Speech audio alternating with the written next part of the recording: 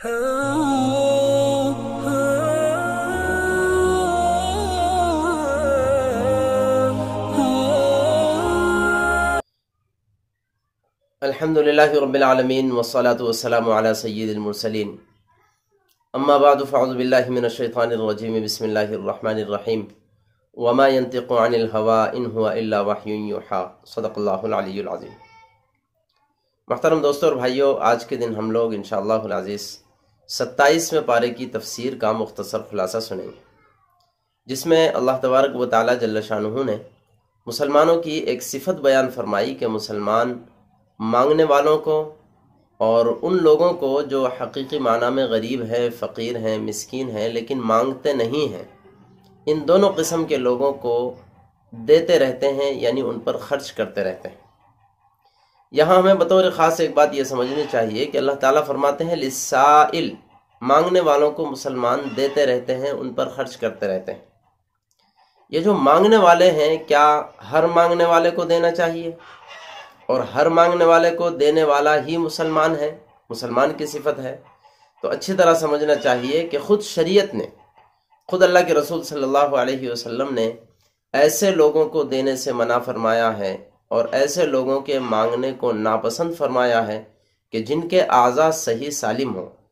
ہاتھ پیر میں ماشاءاللہ طاقت ہے، وہ مزدوری کر سکتے ہیں، تو ایسے لوگوں کو نہیں دینا چاہیے۔ یہ آقا صلی اللہ علیہ وسلم کی ہدایت ہے۔ حضور نے فرمایا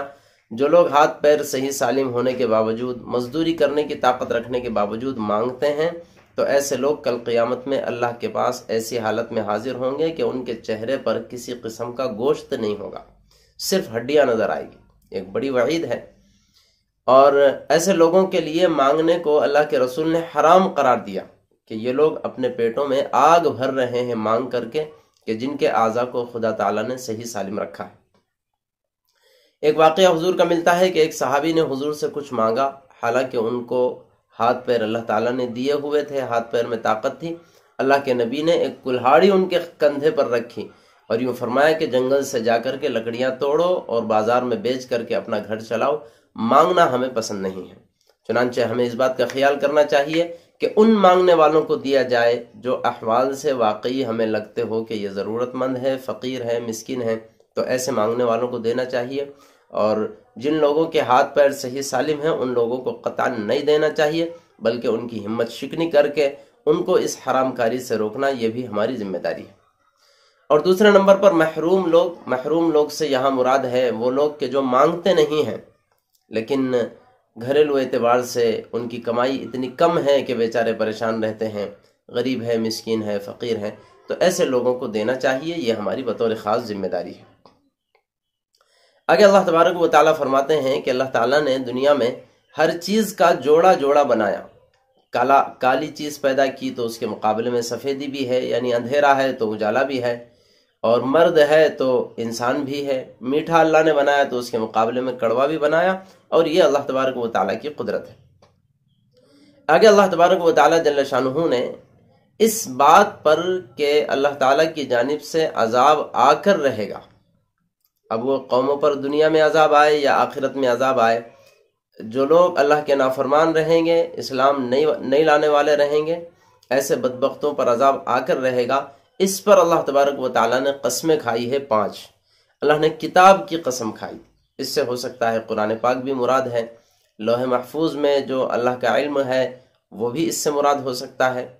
اور اللہ تعالیٰ نے طور کی قسم کھائی، بیت معمور کی قسم کھائی۔ بیت معمور ہم جانتے ہیں بالکل کعبۃ اللہ کے سیدھ میں 7ویں آسمان پر اللہ تبارک و تعالیٰ نے ایک گھر بنایا ہے جس کو بیت معمور کہا جاتا ہے، اور وہ فرشتوں کا کعبہ ہے۔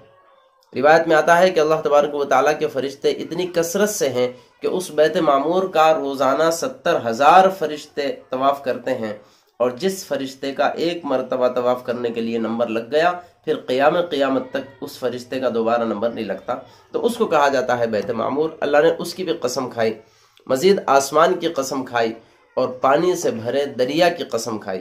ان 5 چیزوں کی قسم کھا کر اللہ تعالیٰ فرماتے ہیں کہ جن کے مقدر میں عذاب ہے ان پر عذاب آ کر رہے گا، اب وہ عذاب چاہے دنیا میں آئے یا آخرت میں آئے۔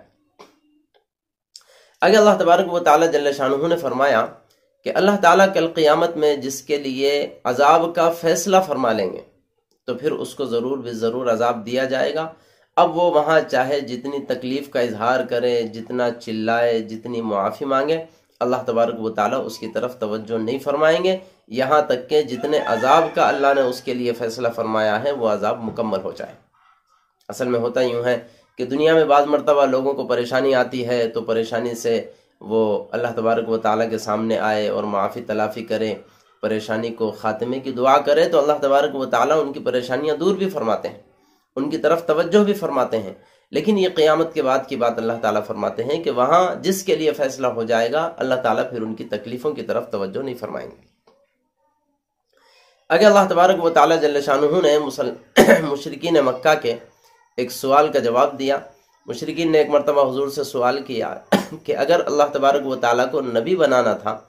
تو تم جیسے غریب کو اللہ نے نبی کیوں بنایا؟ ہم میں سے کوئی مالدار اللہ کا نبی بن جاتا۔ تو اس کے جواب میں اللہ تبارک و تعالیٰ فرماتے ہیں کہ جس مال کی بنیاد پر تم لوگ نبوت کا دعویٰ کرتے ہو اور یہ اعتراض کرتے ہو کہ چونکہ ان کے پاس مال ہے تو ان کو نبوت ملنی چاہیے تھی، اگر غور کیا جائے تو وہ مال بھی خود اللہ تبارک و تعالیٰ نے دیا ہے۔ تو جب خود مال بھی اللہ تبارک و تعالیٰ نے دیا ہے تو اس مال کی وجہ سے جو اثر تم چاہتے ہو وہ تمہاری اپنی قدرت میں کہاں ہو سکتی ہے؟ وہاں پر بھی اللہ تبارک و تعالیٰ ہی کی مرضی چلنے والی ہے۔ آگے باری تعالیٰ نے حضور پاک صلی اللہ علیہ وسلم کو دو باتوں کا بطور خاص حکم فرمایا۔ نمبر 1 صبر کرنے کا، اور نمبر 2 صبح و شام، اور ایسے ہی اٹھتے وقت میں، کسی مجلس سے اٹھتے وقت میں یا تہجد کے وقت اٹھتے وقت میں، بہرحال ان 3 اوقات پر اللہ تبارک و تعالیٰ کی تسبیح بیان کرنے کا حکم دیا۔ آگے باری تعالیٰ نے حضور پاک صلی اللہ علیہ وسلم کی شان مبارک میں یہ بیان فرمایا کہ آقا جو کچھ بھی بولتے ہیں وہ اللہ تبارک و تعالیٰ کی وحی کے جانب سے ہوتا ہے۔ اللہ کے نبی اپنی جانب سے، اپنی مرضی سے، اپنی خواہش سے کچھ بھی نہیں بولتے، بلکہ اللہ تبارک و تعالیٰ جو وحی نازل فرماتے ہیں یا جو بات ان کے دل میں القا فرماتے ہیں وہی محمد الرسول اللہ صلی اللہ علیہ وسلم بولتے ہیں۔ اب اس کی عمومی 2 قسمیں ہو سکتی ہے۔ ایک تو یہ کہ اللہ تبارک و تعالیٰ کی وحی معنی اور الفاظ کے ساتھ آئی ہو تو وہ قرآن پاک بن جائے گا، اور دوسری وہ وحی ہوگی جو اللہ تبارک و تعالیٰ نے اس وحی کے معنی کو حضور کے دل میں القا فرمایا ہے اور الفاظ کا جامع حضور نے خود اپنی جانب سے پہنایا ہو، تو پھر یہ حدیث رسول بن جاتی ہے۔ اگر اللہ تبارک و تعالیٰ جل شانہ نے مشرکین مکہ کی ایک گمراہی کو بیان فرمایا کہ مشرکین مکہ لات، عزا، منات نامی ان بتوں کی پرستش کیا کرتے تھے اور ان کو مختار مانا کرتے تھے۔ اللہ تعالیٰ ان کے بارے میں فرماتے ہیں کہ یہ تو چند ایک نام ہیں جو تم لوگوں نے یا تمہارے آبا و اجداد نے گڑھ لیے ہیں، اور تمہارے اپنے خیالات کی پرستش تم کرتے ہو، تمہارے اپنے خواہشات کی پرستش کرتے ہو، اس سے زیادہ تمہاری ان لوگوں کی پوجا کرنے کی کوئی حیثیت نہیں ہے۔ آگے باری تعالیٰ نے مکہ المکرمہ میں ہونے والے 2 دوستوں کے درمیان ایک واقعے سے متعلق فرمایا کہ کل قیامت میں کوئی کسی کا بوجھ اٹھانے والا نہیں ہے۔ اصل میں واقعہ یہ ہوا کہ 2 دوستوں میں سے ایک کو اللہ تبارک و تعالیٰ کا کلام سمجھ میں آ گیا، وہ اللہ کے کلام سے متاثر ہوا اور چاہتا تھا کہ اسلام قبول کرے۔ اس پر اس کے دوسرے دوست نے سمجھایا کہ تو آبا و اجداد کا دین چھوڑ کر کے محمد کا دین اختیار کرنے والا ہے۔ اس پر اس نے کہا کہ اگر میں اس دین کو قبول نہ کروں تو پھر مجھے ڈر لگتا ہے کہ قیامت میں پکڑا جاؤں گا، جہنم میں جاؤں گا، جنت سے دور ہو جاؤں گا، وغیرہ وغیرہ۔ اس پر اس کے دوست نے کہا کہ ایسا کر کہ تو کچھ پیسے مجھے یہاں دے دے،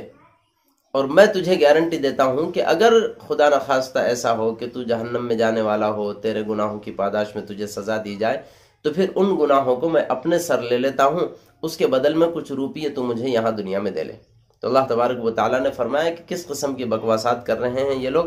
اور حقیقت یہ ہے کہ کل قیامت میں کوئی کسی کا بوجھ اٹھانے والا نہیں ہے۔ نیکیاں جس نے کی ہے اس کا بدل اسی کو دیا جائے گا، اور گناہ جس نے کیے ہیں اس کے بدلے میں سزا اور عذاب بھی اسی کو ملے گی۔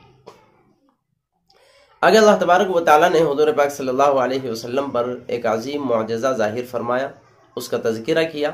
حضور پاک صلی اللہ علیہ وسلم مینا کے مقام پر تھے کہ کچھ مشرکین حضور کے پاس آئے اور مطالبہ کیا کہ اے محمد، تم کہتے ہو کہ تم اللہ کے نبی ہو، تو ہمیں کوئی معجزہ دکھلائیے۔ اگر ہمیں کوئی معجزہ آپ دکھلاتے ہیں تو پھر ہم آپ کی نبوت کو تسلیم کر لیں گے۔ چنانچہ آقا صلی اللہ علیہ وسلم نے چاند کی طرف اشارہ کیا، بات بہت مشہور ہے، آپ کا یہ معجزہ بھی مشہور ہے۔ چاند کی طرف حضور نے اشارہ کیا تو اس اشارے کی وجہ سے چاند کے دو ٹکڑے ہوئے، ایک مشرق اور ایک مغرب کی طرف چلا گیا۔ مشرقین مکہ نے یہ دیکھا تو صحیح، لیکن بہرحال بدماشی تھی یا حضور کا مذاق اڑانا مقصود تھا، اس لیے وہ لوگ ایمان سے پھر بھی محروم رہے۔ خدا نے اس کو یہاں ذکر فرمایا۔ آگے اللہ تبارک و تعالیٰ فرماتے ہیں کہ قرآن پاک اور اس کے مضامین انسانوں کے نصیحت حاصل کرنے کے لیے بہت زیادہ آسان ہے، سہل ہے۔ یعنی قرآن پاک میں اللہ تعالیٰ نے، جو لوگ تسلسل کے ساتھ ہماری یہ تفسیر سن رہے ہیں وہ جانتے ہیں کتنی قوموں کی ہلاکت کے تذکرے بیان فرمائے، اور مسلمانوں کو کتنی مرتبہ اپنی جانب سے فتح اور نصرت اللہ تبارک و تعالیٰ نے دکھلائی ہے۔ ان چیزوں کا اگر آدمی غور و فکر کرے، ان چیزوں پر اور ان چیزوں کو دیکھے، تو پھر اس کے ذریعے سے اللہ کے قریب آنا، اسلام کو قبول کرنا اور صلاح فلاح دنیا میں حاصل کرنا آسان ہو جاتا ہے۔ یہی چیز اللہ تعالیٰ فرماتے ہیں۔ آگے باری تعالیٰ نے سورہ رحمان شروع ہوتی ہے۔ سورہ رحمان میں ہم سب جانتے ہیں، مشہور بات ہے، ایک آیت پاک کو فَبِأَيِّ آلَاءِ رَبِّكُمَا تُكَذِّبَانِ تقریباً 31 مرتبہ ذکر فرمایا، اور اس کا مفہوم یہ ہے کہ اے انسانوں اور جنات کی جماعت، تم لوگ اللہ تبارک و تعالیٰ کی کتنی اور کون کون سی نعمتوں کو جھٹلاؤ گے۔ چنانچہ اصل میں اللہ تعالیٰ نے اس سورۃ پاک میں بہت ساری نعمتوں کا تذکرہ بھی فرمایا، جیسے جنت میں اللہ تعالیٰ جنتیوں کے لیے چشمے بہائیں گے، اور ہر پھل کے اللہ تعالیٰ 2 قسم کے جوڑے رکھیں گے، وہ جنتیوں کو ملیں گے۔ جنتیوں کو ریشم کے فرش پر بیٹھنے کی توفیق ہوگی، یا رف رف کے فرش ان کو دیے جائیں گے، اس پر وہ تکیہ لگا کر بیٹھیں گے، اور نیچی نگاہ والی حور ان کو میسر آئے گی، جو خوبصورت بھی ہوگی، خوبصیرت بھی ہوگی، اور ایسی ہوگی گویا کہ یاقوت اور مرجان ہیں، ہیرے کی طرح وہ خوبصورت ہوگی۔ کسی انسان نے ان کو کبھی چھوا نہیں ہوگا، بالکل پاک اور منزہ ہوگی۔ اور پھر اللہ تعالیٰ نے ان کی صفت بیان فرمائی کہ وہ خیموں میں حفاظت سے رکھی ہوئی ہے، وہ کسی کے ہاتھ آنے والی بھی نہیں ہے، اور وہاں جنتی میوے کھائیں گے، کھجور کھائیں گے، انگور کھائیں گے، انار کھائیں گے، وغیرہ وغیرہ، بہت ساری نعمتوں کا باری تعالیٰ نے تذکرہ فرمایا۔ آگے اللہ تبارک و تعالیٰ جل شانہ نے انسان اور جنات سے اس بات کا چیلنج کیا ہے کہ تم لوگ آخر کار ہماری پکڑ میں آنے والے ہو۔ اگر تم یہ سمجھتے ہو کہ تم ہماری پکڑ میں آنے والے نہیں ہیں، تو پھر یہ جو خدا تعالیٰ نے آسمان اور زمین کے درمیان کا نظام بنایا ہے، اس نظام سے باہر نکل کر کے دکھاؤ۔ آسمان سے باہر نکل کر کے دکھاؤ، زمین سے باہر نکل کر کے دکھاؤ، یعنی یہ جو کائنات خدا نے بتائی ہے، اس کائنات سے باہر نکل کر کے دکھاؤ۔ جب تم اس کائنات سے باہر نہیں نکل سکتے، اسی کے اندر تم رہنے والے ہو، تو پھر اللہ تبارک و تعالیٰ کی پکڑ سے کہاں بچ سکتے ہو۔ آگے باری تعالیٰ نے انسانوں کی کل قیامت میں 3 جماعتیں اور 3 قسمیں ہونے والی ہیں، ان کو بیان فرمایا۔ ایک جماعت تو وہ ہوگی جو مقربین کی ہوگی، اللہ تبارک و تعالیٰ کے قریب ترین لوگ رہنے والے ہوں گے، وہ بغیر حساب کتاب کے جنت میں داخل کیے جائیں گے۔ اور دوسرے اصحاب یمین ہوں گے، دائیں ہاتھ والے ہوں گے، یعنی اللہ تبارک و تعالیٰ ان کے دائیں ہاتھ میں نام اعمال دے گا، اور ان کے ساتھ بھی اللہ تعالیٰ آسانی کا برتاؤ فرمائیں گے، ان کو بھی جنت نصیب ہو جائے گی۔ اور تیسرے اصحاب شمال ہوں گے، یعنی بائیں ہاتھ والے ہوں گے، وہ لوگ، ان کے ساتھ سختی کا برتاؤ ہوگا، اور پھر ان کو جہنم میں ڈال دیا جائے گا۔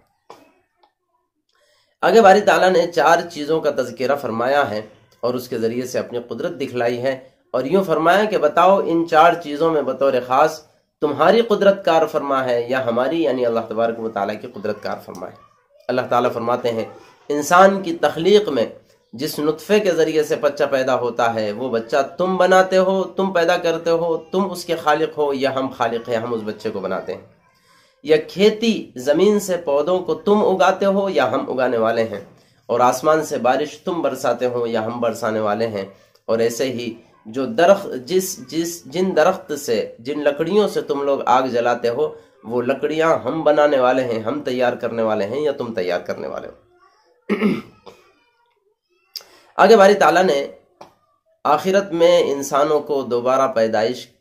کو ثابت کرنے کے لیے خوبصورت مثال دی ہے۔ اللہ تعالیٰ فرماتے ہیں کہ جو لوگ آخرت میں دوبارہ پیدا ہونے کے منکر ہیں، ان کو یہ سمجھنا چاہیے کہ ان کی نگاہوں کے سامنے اگر مثلاً کسی کی جان جاتی ہے، وہ مرنے والا ہوتا ہے، وہ لوگ دیکھتے رہتے ہیں کہ مر رہا ہے، اس کی روح قبض ہو رہی ہے، تو اگر یہ چاہے تو اس کی روح قبض ہونے والی روح کو بچا کے دکھائے، اس کی جان جانے سے رکا کر کے دکھائے۔ جب یہ لوگ ایسا نہیں کر سکتے تو پھر کل قیامت میں اللہ تبارک و تعالیٰ کی پکڑ سے کہاں بچ سکتے ہیں؟ اللہ تعالیٰ جیسے روح نکالنے پر قادر ہے، تم دیکھتے ہو اس کے باوجود اسے رکا نہیں سکتے، تو پھر باری تعالیٰ ویسے ہی تمہارے اندر روح کو دوبارہ ڈالنے پر قادر ہے، تم وہاں پر بھی کچھ نہیں کر سکو گے، اور اللہ تعالیٰ دوبارہ پیدا فرمانے والے ہیں۔ آگے باری تعالیٰ نے مسلمانوں کو اللہ کے راستے میں خرچ کرنے کی ترغیب دی، اس کی فضیلت بیان فرمائی۔ آگے باری تعالیٰ بیان فرماتے ہیں کہ جو مسلمان فتح مکہ سے پہلے مسلمان ہو گئے تھے اور انہوں نے اپنے جانوں اور مالوں کو اللہ کے راستے میں قربان کیا تھا، ان کی فضیلت میں برابری کبھی بھی وہ لوگ نہیں کر سکتے جو فتح مکہ کے بعد مسلمان ہونے والے ہیں۔ یقینی بات ہے جن مسلمانوں نے فتح مکہ سے پہلے اسلام قبول کیا، ان پر جس قسم کی دشواریاں، جس قسم کی پریشانیاں آئی، وہ پریشانیوں کی برابری بعد والے مسلمان کبھی بھی نہیں کر سکتے۔ یہ مختصر سا خلاصہ ہوا 27 میں پارے کا۔ دعا فرمائیے اللہ تعالیٰ مجھے بھی اور آپ کو بھی جتنی نصیحت کی اس میں باتیں آئی ہے، ان سب پر ہم سب کو توفیق عمل نصیب فرمائے، آمین۔ وآخر دعوانا ان الحمد للہ رب العالمین۔